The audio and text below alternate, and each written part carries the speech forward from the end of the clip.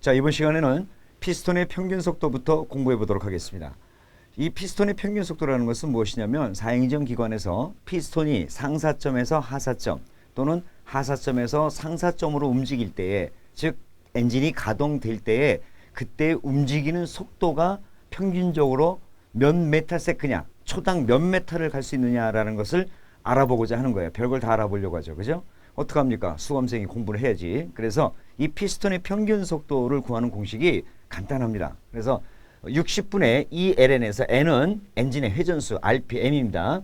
분당 회전수이기 때문에 M으로 나왔고, 그래서 초당 빼줘야 되기 때문에 60으로 나눠준 거예요. 1분은 60초니까. 그래서 ELN에서 L은 행정인데 밀리미터로 나올 때가 있고 센티미터로 주어질 때도 있어요. 근데 이 공식 자체에서는 밀리미터로 나오니까 문제에서 만약에 센티미터로 나왔다면은 밀리미터로 여러분들이 환산해서 적용시키면 되겠습니다. 그래서 60분의 2ln, 이거 약분하면 30분의 ln 아닙니까? 그죠? 굉장히 간단해요. 그래서 제가 여러분에게 기능사 시험 보시는 분들은 압축비, 그 다음에 배기량 또는 총 배기량 또는 분당 배기량, 그거 뭐 실린더 수나라든가 RPM이라든가 이런 것만 적용시키면 나눠지는 거니까 크게 나누면 배기량하고, 그 다음에 또 하나 이렇게 피스톤의 평균 속도, 이렇게 세 가지 정도만 여러분들이 알고 계셔도 됩니다. 뭐 어차피 계산 문제 다 틀려도 되니까 나머지 다 맞으면 되잖아요. 그죠? 그래서 이렇게 간단한 것만 여러분들이 피스톤 평균 속도를 조금 알아봐 주시고요. 그리고 지난 시간에도 제가 말씀드렸죠. 이 피스톤 평균 속도도 이렇게 알고 보니까 운전할 때도, 야, 과연 내 차 운전을 하고 있는 이 기관에서 피스톤이 지금 막 움직이고 있는데 초당 몇 메다를 갈 수 있는 걸까? 쓸데없는 생각도 막 했다고 하는데, 이렇게 하나하나 자동차 공학에 대해서 계산 문제라든가 이런 거 조금 깊숙이 들어가다 보면 참 재밌어요. 그래서 여러분들이 진정한 엔지니어가 됐을 때, 정말 기능사부터 해서 산업기사, 기사, 기능장까지 다 취득을 하셨을 때는 정말 자동차 운전할 맛 납니다. 그런 목표를 가지고 여러분들이 최선을 다해 주시길 바라겠습니다. 자, 그 다음에 실린더 압축압력 시험하는 것이 있어요. 우리가 피스톤이 실린더 내에서 상사점, 하사점 막 움직여서 흡입, 압축, 폭발, 배기해서 정상적으로 4행정 1사이클을 이루는데, 이때에 흡입했으면 흡입된 체적만큼만, 그리고 압축을 하면 완벽하게 100%를 압축하고, 폭발을 하면 폭발 가스를 100% 다 써먹어야 크랭크 측에서 동력을 얻어내는 것인데, 이것이 오랫동안 사용하다 보면 아무래도 정상적인 것에서 조금은 부족해지겠죠. 가령 예를 들어서 피스톤 링이 마모된다든가 또는 실린더 벽이 마모된다든가, 물론 윤활유는 있지만 윤활유가 있어도 기계적인 마찰 손실로 인해서 이렇게 마모가 될 수가 있습니다. 이렇게 마모가 되다 보면은 흡입할 때 흡입 효율을 100% 못 얻을 수 있을 것이고, 압축도 효율이 떨어질 수 있을 것이고, 그만큼 또 떨어진 만큼 폭발력도 약해질 수가 있어요.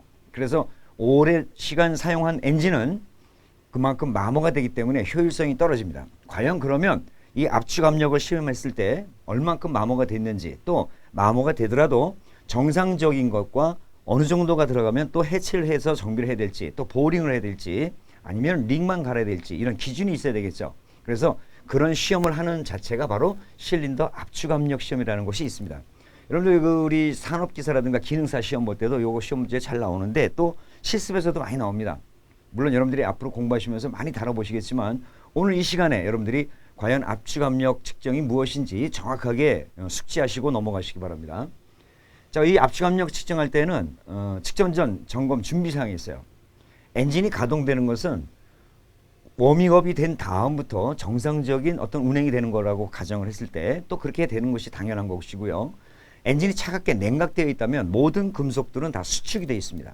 그래서 수축되어 있는 상태에서는 정확한 압축압력을 측정할 수가 없어요. 그래서 최소한도 5분 이상 엔진을 워밍업 시켜서 정상 온도인 65도씨에서 85도씨까지 되었을 때만이 비로소 모든 피스톤이라든가 실린더라든가 각 크랭크 축에서의 모든 금속들이 정상적으로 팽창할 만큼 팽창해서 정확한 값을 얻어낼 수가 있기 때문에 가장 중요한 것이 바로 정상적인 온도가 돼야 되겠다. 그 다음에 배터리의 충전 상태도 좀 있어야 됩니다. 왜냐하면 이것은 시동을 걸고 하는 것이 아니고 배터리의 힘으로만 엔진을 크랭킹해서 압축압력을 얻어내서 우리가 측정을 해야 되기 때문에 배터리가 약하다면 측정이 불가능합니다. 그래서 배터리 상태도 좀 양호하게끔 저희가 점검해 봐야 되고, 그 다음에 웜업 시켜야 되고, 그 다음에 이 측정하는 건 어디서 하냐면은 가솔린 기관에서나 뭐 디젤에서 마찬가지 점화 플러그를 분리합니다. 그래서 정상적인 기관 내에서 플러그를 빼게 되면 플러그 구멍이 있을 거 아니에요. 거기다가 바로 압축 게이지를 설치하는 거예요. 그래서 크랭킹을 시켰을 때에 과연 압축비가 얼마가 나오고 압축 압력이 얼마가 나오는지 이것을 검사하는 거기 때문에 점화 플러그를 모두 빼줘야 되는데, 단 하나 4기통일 경우에 내가 1번 실린더 하나만 검사하는 거 아니잖아요. 그래서 전체적으로 평균을 봐야 되기 때문에 4개를 모두 빼야 되는데, 만약에 한 개 실린더만 검사한다고 해가지고 한 개 실린더만 빼가지고 크랭킹을 하다 보면 나머지 3개의 기관에서는 실질적으로 압축 압력이 걸려버리죠. 그래서 부하가 생겨요. 그래서 정확한 값을 1번 실린더에서 측정할 수가 없어요. 그래서 1번 실린더 하나만 한다 하더라도 나머지 3개 엔진에 부하가 걸리지 않도록 점화 플러그를 모두 다 빼는 것을 원칙으로 해야 됩니다. 그래서 부하가 걸리지 않도록 한 다음에 각각의 실린더에서의 압축 압력을 측정하는 겁니다.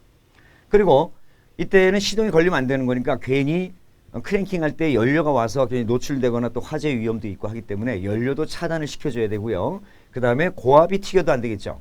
플러그를 빼놓고 고압 케이블이 늘어져 있거나 하게 되면은 자칫 잘못하면 또 고압 25,000볼트를 또 감전을 하게 됩니다. 죽진 않아요. 죽진 않는데 좀 따끔하죠. 그래서 이렇게 고압도 발생하지 않도록, 고압을 발생할 수 있도록 1차 전류가 점화 코일로 오는데 그 1차 전류를 차단하게 되면 2차 전압, 즉 고압이 발생하지 않겠죠. 그래서 이렇게 준비 사항들이 이렇게 있고요. 그 다음에 흡입 공기가 최대한 효율을 100% 다 들어와야 되기 때문에 흡입 매니폴드에 에어 클리너가 있게 되면 그 클리너를 통과하는 것만큼, 즉 필터를 통과하는 것만큼도 저항이 생기겠죠. 그래서 이때는 에어 클리너도 분리를 해서 흡입되는 공기에 어떤 저항이 없도록 정확하게 다 개폐를 해줘야 된다. 그래서 공기청정기 및 구동 벨트를 떼내는데 사실 구동 팬 벨트까지 분리할 필요는 없고요. 그 다음에 에어 클리너 정도도 실질적으로 운행할 때 또는 점검할 때 이런 거 다 이렇게 하진 않아요. 대충 이제 하는데 우린 공부하는 학생이니까 이론적으로 이와 같은 준비를 다 한 다음에 압축 압력 게이지를 잡는데, 이 압축 압력 게이지도 종류가 좀 몇 가지가 있습니다. 제가 여기 그 사진을 갖고 온 것은 핸드용으로 이렇게 간단한 건데요. 가장 정확하게 할 수 있는 것은 점화 플러그를 빼고, 점화 플러그가 그 피치 나사로 되어 있기 때문에 이런 호스를 연결해서 나사를 정확하게 조여준 다음에 게이지에서 보면은 누출되는 압축가스가 없이 그대로 압축 압력을 점검할 수 있겠죠. 그러나 시험장이라든가 또는 간단하게 간이식으로 하는 경우에는 이렇게 이 호스를 빼고 바에 고무 핀이 달려 있는 것이 있어요. 그래서 이 고무 핀이 여기다 바꿔서 장착을 하는데, 이것은 점화 플러그 구멍에다가 이렇게 박아주는 것이 아니고 여러분들이 손의 힘으로만 갖다가 플러그에다 넣어주고 공기가 새나가지 않도록 꽉 눌러주는 거예요. 근데 그 힘이 어느 정도냐 상상을 해보십시오. 어설프게 눌렀다가는 크랭킹 할 때에 피스톤의 압축 압력으로 인해서 픽 하고 여러분들이 손이 뒤로 물러나질 때가 있어요. 압축압력이 굉장히 세니까. 그래서 실질적으로 여러분들이 이 다음에 실습을 하실 때 해보시면 알겠지만 아주 있는 힘을 다해서 꽉 눌러야 돼요. 그것도 정확하게 직선 방향으로. 만약에 조금 삐딱하게 누르게 되면 그만큼 세요. 그래서 압축 크랭킹 할 때 픽픽 하고 소리가 난다고. 그래서 그런 공기가 새나가지 않는 범위 내에서 여러분들이 정확하게 눌러줘서 압축 압력으로 인한 그 게이지 상으로 나타날 수 있게끔 그렇게 측정을 해야 되는데, 요건 뭐 나중에 실기 시험에 가셔서 보셔야 될 내용이지만, 앞사람이 압축 압력을 측정하고 가게 되면 이 게이지는요, 이 안에 공기가 차 있어요. 그러면 사실은 게이지상에 게이지가 이렇게 있으면 수치가 있고 0이었어. 근데 게이지상에 여기에 버튼이 하나 있습니다. 호수가 이렇게 있고 여기 지금 고무가 이렇게 있다고 생각하면, 그러면 앞사람이 측정하고 가면 게이지가 압축 압력이 이만큼 나와서 이 바늘에 딱 고정이 돼 있단 말이에요. 이 안에 공기가 차 있으니까. 그래서 이때는 여러분들이 이 버튼은 바로 공기 배출 버튼이에요. 그래서 누르면 픽 하고 빠집니다. 픽 하고 빠져서 다시 바늘이 0점으로 돌아오게 돼 있어요. 그 다음에 내가 측정을 하면은 쭉쭉쭉쭉 올라가서 약 3회 내지는 4회 정도의 압축 압력의 크랭킹을 줍니다. 픽픽픽 이렇게. 그래서 그때 걸려서 최고점으로 가져져 있는 이 수치가 바로 압축 압력의 값이에요. 그런데 이 압축 압력 값을 보고서 한 번만 측정해서 되는 것이 아니라 4번, 3번 정도 해서 평균 값을 내는데, 이렇게 흡입 공기의 배출 버튼이 있다는 것도 알고 계시고 게이지가 이런 형태의 특성을 갖고 있다는 거 알고 계시기 바랍니다. 그래서 보면은 이렇게 준비 다 하고 그 다음에 압축 게이지도 한번 받고 했는데, 이 압축 게이지를 가지고 점화 플러그에다가 설치하고 기관을 크랭킹 할 때에 이런 뭐 속도까지는 뭐 여러분들이 암기하실 필요는 없어요. 뭐 200에서 300 RPM 그러는데 우리가 공전 RPM이 얼마예요? 750rpm 플러스 마이너스 50rpm 이 정도 잡아주죠. 그건 시동을 걸어놨을 때의 RPM이고 기동 전동기로만 크랭킹을 해가지고 압축 압력을 잴 때는 대략 200에서 300rpm 정도가 나온다. 이건 참고적으로 알고 계시면 바랍니다. 그 다음에 4회 내지 6회 정도의 압축을 해서 그때 최고점으로 간 지점이 바로 그 해당되는 실린더의 압축 압력 값이다. 그리고 맨 첫 번째 압축 압력과 맨 나중에 압축 압력을 기록한다. 이건 왜 그래요? 평균 잡으려고 하죠. 그래서 한 두세 번 잡아보면 대충 나옵니다. 자, 이렇게 해서 나온 값을 가지고 과연 이 기관이 정상인지 비정상인지를 찾아내야 되는데 이 압축 압력 게이지 가지고 알 수 있는 방법이 총 정상을 포함해서 4가지입니다. 한번 볼까요? 자, 압축 압력의 규정이 정상일 때에 여기에서 비정상이고 그런 비정상일 경우에는 총 4가지가 나옵니다. 첫 번째 비정상일 경우에 규정보다 높을 때 있어요. 높을 때. 이상하게 압축압력 아까 우리 배웠을 때 마모되다 보면은 오히려 압축압력이 떨어져야 되는데 어떻게 올라갈 수 있죠? 라고 생각하시는 분 계시는데 있어요. 딱 하나 있어요. 그 다음에 두 번째 요 3가지는 전부 다 낮을 경우야. 낮을 경우 가령 예를 들어서 피스톤 링이라든가 실린더 벽이 마모가 돼서 압축가스가 밑으로 새는 거. 그러면 흡입되는 양도 작고 압축될 때에도 압축이 제대로 안 되겠죠. 그래서 실린더 마모. 즉 다시 말해서 피스톤 간극이죠. 이 피스톤 간극이 넓어졌을 때 이럴 때도 규정보다 낮아지겠죠. 그 다음에 또 하나는 실린더는 마모가 되지 않았어. 피스톤 간극은 그렇게 넓어지지 않았는데 헤드 가스켓, 그러니까 블록과 헤드의 접합 부분에 가스가 새지 말라고 우리가 가스켓을 집어넣는데 그 가스켓에서의 누설이 발생하는 거야. 그러다 보면 거기서도 새 나갈 수 있겠죠. 그래서 헤드 가스켓 누설. 자, 이 헤드 가스켓에서 누설이 발생할 수 있고 그 다음에 마지막 하나. 자, 여기도 이상이 없고 여기도 이상이 없는데 또 새는 데가 또 있어. 엔진 그 연소실 내에서 어디가 있을까요? 바로 밸브죠. 그래서 흡기 밸브와 배기 밸브가 열렸다 닫혔다 하는데 거기에 밸브에 이제 나중에 우리가 공부하시면 알겠지만 구조적으로 밸브 면이 있고 그다음에 헤이트에 면이 닿는 시트가 있고 그래요. 근데 그런 부분들이 오래 사용하다 보면 거기도 또 마모가 생기거나 또는 열 팽창으로 인해서 균형이 발생해서 변형이 생겨가지고 압축가스가 새나가든가 뭐 이런 경우가 발생하겠죠. 그래서 이때 밸브가 불량할 때 밸브 시트 마모 이렇게 해서 규정보다 낮을 경우에는 3가지의 원인이 있고 높을 경우에 1가지가 있는데 바로 이 높을 때는 언제냐? 우리가 이제 조금 더 공부를 하다 보면 이제 쉽게 이해하겠지만 우리가 노킹에 대해서 제가 간단하게 설명한 적이 있었죠. 이 노킹이 일어나면은 완전 연소를 제외한 나머지 모든 노킹 현상, 즉 이상 연소라고 합니다. 이럴 때 실린더 내에 들어왔던 연료가 모두 태워지지 않고 나가다 보니까 이 카본이 생겨요. 그래서 끓음이 생긴다는 얘기야. 이제 이 끓음들이 하나하나 조금 미세하게 생기지만 연소실에 우리가 구비 조건 배울 때 뭘 배웠습니까? 가열되기 쉬운 돌출부를 두지 말 것. 가장 중요한 거죠. 그 돌출부가 있음으로 인해서 거기서부터 카본이 막 껴요. 그러다 보면은 연소실의 온도가 막 600도 막 1200도 막 올라가는데 화염됐을 때 그때 온도들이 불이 들어올 때 나갈 때 정확하게 돼야 되고 점압 플러그에서 불이 방전이 될 때 안 될 때 정확해야 되는데 새로운 혼합기가 들어왔을 때 그 플러그의 방전이 아닌 어떤 열점에서 불이 붙어버리면 미리 불이 붙어져 있는 거, 즉 조기점화라고 하죠. 그 조기점화가 다시 말해서 이상연소야.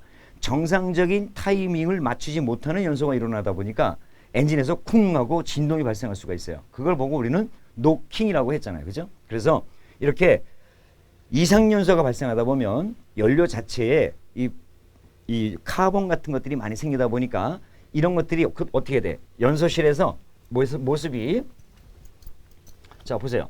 연소실이 이렇게 있는데 카본이 막 끼기 시작해. 점점 커져요.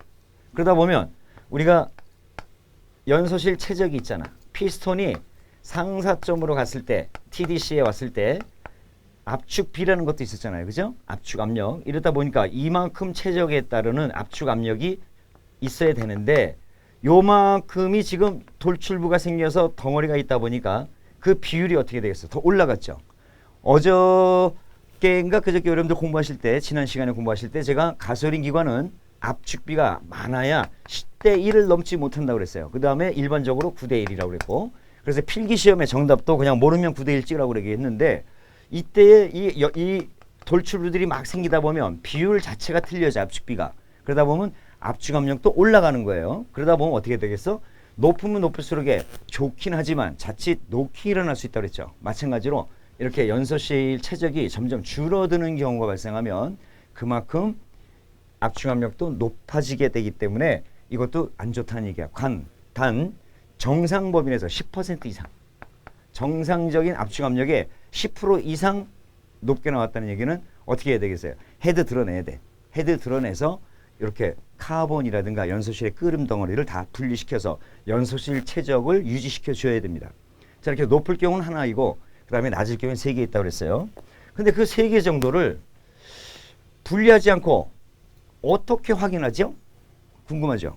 그래서 일단 우리는 압축압력 시험을 할 때 건식 시험이라는 것이 있고 습식 시험이라는 것이 있어요. 이 건식 시험은 말 그대로 마른 상태에서 하는 거야. 지금 막 우리가 사전에 압축압력 측정 전 준비사항이 있었죠. 그 준비를 다 끝내놓고 프로그램을 빼서 바로 압축압력 게이지를 삽입해서 측정하는 그 작업을 바로 우리는 건식 시험이라고 합니다. 이때 건식 시험에서 규정 압력보다 낮게 나왔어. 10% 이상 낮게 나왔어. 그러면 이게 좀 낮은데 이거 어디가 고장인지 알 길이 없어요. 피스톤 간극이 과대해진 건지, 헤드가스켓이 누설된 건지, 밸브 시트가 마모된 건지, 이럴 때 정확하게 구별할 수 있는 방법은 뭐냐면 바로 옆에 있는 실린더를 한번 해보는 거야. 옆에 있는 실린더를 1번 실린더 했는데 규정보다 낮았어요. 그래서 2번 실린더를 딱 해봤더니 2번 실린더는 정상이야. 그래서 야, 이런 것들도 한번 비교해 볼 수 있겠다. 요것이 이제 우리가 낮은 값을 3가지 하는 건데, 일단은 낮으면 그 뿌러고 구멍에다가 엔진 오일을 약 조금만 집어넣어요. 그 다음에 오일이 들어가서 골고루 퍼질 때까지 좀 기다렸다가 다시 한번 시험을 해보는 거야. 그게 바로 습식 시험이에요. 그래서 엔진 오일 좀 담가놓고 조금 있다가 시험을 했을 때 해봤더니 압축압력이 정상적으로 확 올라왔어. 그렇다는 얘기는 뭐예요? 피스톤 간극이 넓어져서 그동안에 건식 시험을 했을 때 압축압력이라든가 공기가 샜던 거죠. 그죠? 원인은. 그런데 엔진 오일을 넣음으로 인해서 밀봉 작용을 완벽하게 하다 보니까 압축압력이 정상적으로 올라온 거야. 그럼 여기서 결론은 피스톤 간극이 과대해졌구나. 습식 시험에서 첫 번째 피스톤 간극이 과대해졌다는 걸 우리가 알 수 있어. 그런데 이번에는 건식을 해서 낮아졌어. 그래서 습식 시험을 해가지고 해봤더니 마찬가지야, 값이. 건식 시험했을 때의 값이나 습식 시험을 했을 때 값이나 똑같아. 그렇다고 해서 피스톤 간극이 아니라는 걸 알고 있는데, 그렇다고 해서 밸브 시트 마모라든가 헤드 가스켓이 누설됐다든가 이 두 가지로 우리가 다 어떻게 판단을 할 수 있겠어요? 그죠? 그럼 두 가지 중에 도대체 어떤 건지 다시 한번 해볼 필요가 있죠. 이럴 때 바로 옆에 있는 실린더를 다시 한번 해보는 거야. 그랬더니 거기는 정상이야. 거기는 정상인데 습식 시험을 한 이쪽 실린더는 정상적으로 올라오질 못해. 그랬다는 얘기는 어디예요? 가스가 밸브 시트 쪽으로 마모가 돼서 그쪽으로 빠져나가는 거야. 해당되는 실린더에. 그래서 이렇게 옆에 있는 실린더를 해봐서 비교를 해보니까 이런 차이가 있구나.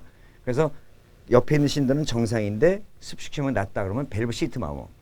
근데 마지막 하나 남았죠. 이제 헤드 가스켓. 이것은 뭐냐면 습식 시험을 해도 압축압력이 올라오질 않았어. 그래서 옆에 있는 실린더를 해봤더니 옆에 실린더는 건식인데 여기는 습식이고 값이 똑같아.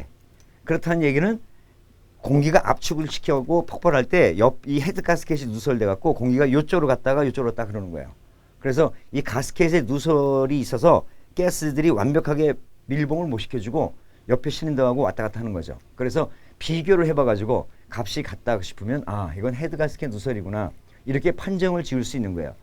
물론 현장에서 그걸 찾아내기는 쉽지는 않아요. 그런데 이제 그 정도로 해서 우리가 4가지 정도를 알아낼 수 있는 기본적인 방법이 있었다라는 것만 알고 계시고, 그 다음에 그렇다면 뭐 압축압력 검사해가지고 뭐 헤드 가스켓이 누설되면 가스켓 교환해주면 되고, 밸브가 마모됐으면 밸브 마모 시트 돼서 다 정리해가지고 랩핑 작업해서 다 교환해주면 되고, 또 간극이 너무 넓어졌으면 보링을 하든지 피스톤 뭐 링을 교환하든지 아니면 엔진 통째를 교환하든지 무슨 기준이 있어야 될 거 아니에요. 그죠? 그래서 높을 경우에는 아까 제가 얼마? 10% 위로 높을 경우에, 낮을 경우에는 10% 이하부터 언제까지? 30%까지. 30%까지 낮게 되면은 그 정도의 판단을 하는데 좀 심하게 떨어졌다. 언제까지? 30% 이하로 심하게 떨어졌다. 이 정도는 피스톤 간극이 과대하게 마모된 거기 때문에 이 정도 들어가면 이제 우리는 뭘 해야 되겠어요? 보링을 해야 됩니다. 보링. 그래서 이 기준이 10%인데 각각의 실린더당 폭발 압력이 차이가 나게 되면 우리가 일명 전문적인 용어로 파워 바란스라고 하는데 이 파워 바란스가 심하면 엔진이 어떻게 되겠어요? 쿵쾅 하면 엔진 자체의 진동도 굉장히 심하겠죠. 그래서 각각의 폭발의 편차도 10% 이내 들어와야 된다라는 것도 여러분들 참고 알고 계시고 조금 정리 좀 해보겠습니다. 그래서 기관을 갖다가 언제 그러면 그 데드라인이 언제냐? 그 해체 기준이 언제냐? 해체라고 하는 건 이제 분해해서 정비하는 거예요. 그 기준이 언제냐? 요거 필기시험에 아주 잘 나옵니다. 기능사 시험이라든가 산업기사 시험에서도 아주 잘 나오는데 이렇게 세 가지의 규정을 지어줬을 때의 사지선답 문제의 표적이 될 수 있죠. 그죠? 여기다가 한 가지 엉뚱한 거 집어넣으면 가나다라 사지선답의 문제가 정확하게 만들어지잖아. 그 다음에 중요한 거잖아.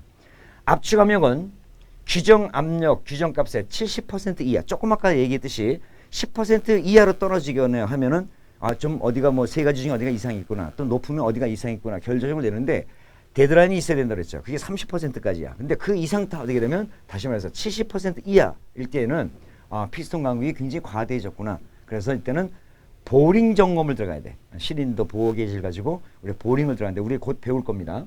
그 다음에 연료 소비율 규정보다 우리 평균 그 소모 연료 소비율이 있잖아요. 요즘은 뭐 이렇게 계기판에서 아주 잘 나오고 있는데 이것이 규정보다 60% 이상 소모가 된다 그러면은 이건 뭔가 문제가 있는 거야. 엔진 쪽에서 뭐가 문제가 있는 거야. 그래서 그때도 엔진을 해체 정비해서 정비를 해서 정밀하게 검사를 해갖고 원인을 찾아줘야 됩니다. 그 다음에 세 번째, 기관 오일의 소비율이 규정보다 50% 이상 소모가 되고 있어요. 오일 소모가 너무 많아.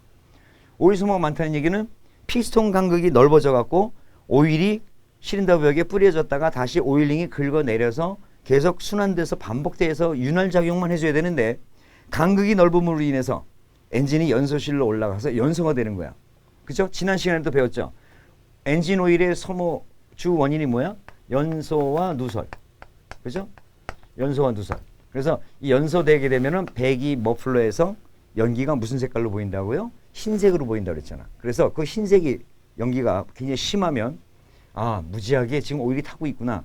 그래서 규정값의 50% 이상 엔진 오일이 소모가 되면 이것 또한 엔진도 해체 정비를 해야 된다. 이 세 가지 정확하게 알고 계시기 바랍니다. 다시 한번 정리합니다. 엔진의 압축 압력은 규정값의 70% 이하인 경우, 연료 소비율 규정의 60% 이상인 경우, 그 다음에 기관 오일 소비율은 50% 이상인 경우 이때는 엔진을 해체해서 주 원인을 찾아내야 되는 것입니다. 필기시험에 아주 잘 나오니까 여러분들 정확하게 암기하고 숙지해 주시기 바랍니다. 자, 이번 시간은 여기까지 하겠습니다.